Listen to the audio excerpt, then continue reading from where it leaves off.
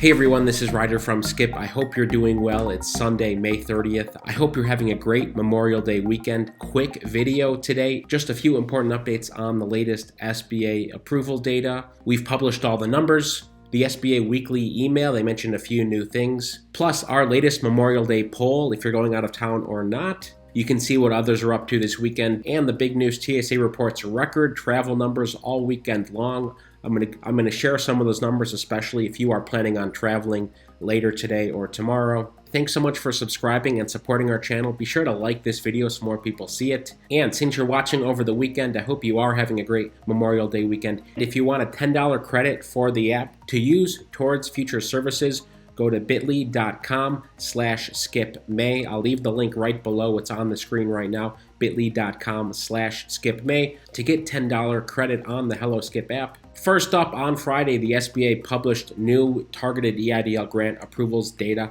I talked about the positives there. The pace of approvals has doubled since the previous week, so we had around 20,000 new approvals. Still not very many, but we have state-by-state lookups. Again, this is all on the Skip blog. You can see the trend in your state if you are curious. For example, Colorado 4 weeks ago had 1,100 approvals. Now it has almost 1,700 approvals. Florida had almost 9,000 targeted EIDL grant approvals a month ago. Now they have almost 13,000.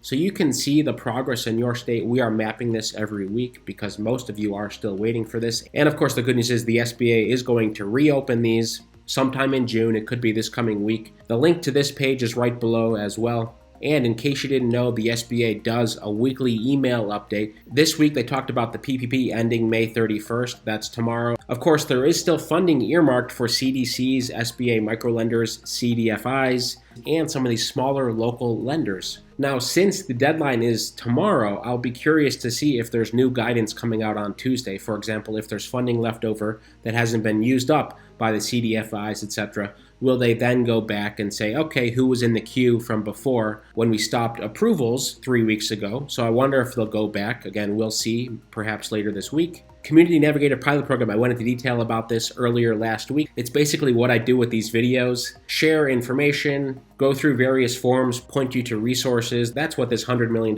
program is going to be. Distributing funding to city and state governments and nonprofits, who will then in turn try to help businesses like you. Or you can just hit subscribe and watch all of our videos. The Shuttered Venue Operators Grant, by the way, keeps emailing saying we're still open, we still have lots of funding. So keep that in mind. They have had some technical difficulties, but there's still funding available there as opposed to the RRF, which has used up all its funding. Also, yesterday we covered Biden's $6 trillion budget plan. We did an outline of what's in it. Of course, there's over $3 trillion in proposed tax hikes on the wealthy and corporations. These are high-income households, but there's a lot of money for health, there's a lot of money for energy and the environment, for the Defense Department, etc., etc. You can go through this if you want. In terms of other funding options, last week we put up tips for running a successful small business crowdfunding campaign. Again, we're always trying to find other ways of helping you with funding.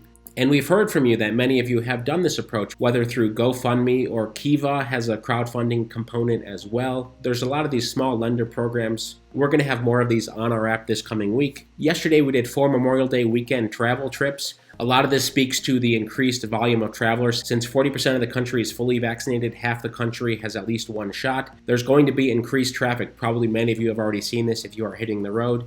TSA has a lot more crowds at security. And if you're booking an Airbnb, they still have restrictions on how many people you can have in your Airbnb, aka no parties. Here's the poll I put up yesterday morning, 2.2 thousand votes. Are you planning on traveling this Memorial Day weekend? 85% of you said no, 15% of you said yes. That's a lot more than a similar poll we did several months ago during the pandemic. It was single digits people that said they were traveling or had traveled since the pandemic started. So I expect if we run this again over the summer, say around the 4th of July weekend, this number may be closer to 20 to 30%. People traveling, going out of town, tired of being locked up for so long. By the way, TSA reports record numbers, over 1.9 million travelers on Friday, and there were 1.85 million travelers on Thursday. Again, those are the biggest days since the start of the pandemic. AAA has also showed record numbers since the pandemic on the roadways. Quick PSA, if you don't have TSA, pre-check and you're thinking about traveling later this year or this coming winter holidays, we love TSA pre-check here. You can pre-enroll on our app Again, just go to trackeidlgrant.com to get $10 credit for our app, and then we show you how to pre-enroll right on our app. It will save you so much time, we promise, and you don't have to take off your belt and clothes, etc.